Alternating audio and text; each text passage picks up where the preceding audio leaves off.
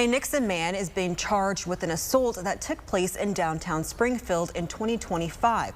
Now, court records state the man, LaCarrion Lang, and another suspect were walking in Hers building parking garage when they encountered the victim, with surveillance footage showing the other suspect putting the victim in a chokehold while Lang kicked the individual in the chest, face, and leg. Now, the victim later told officials that they felt like they were going to die during the attack, with them confirming their jacket was also stolen in the assault. Now, Lang was charged with first-degree assault in the case and is currently in the Greene County Jail on a $50,000 bond.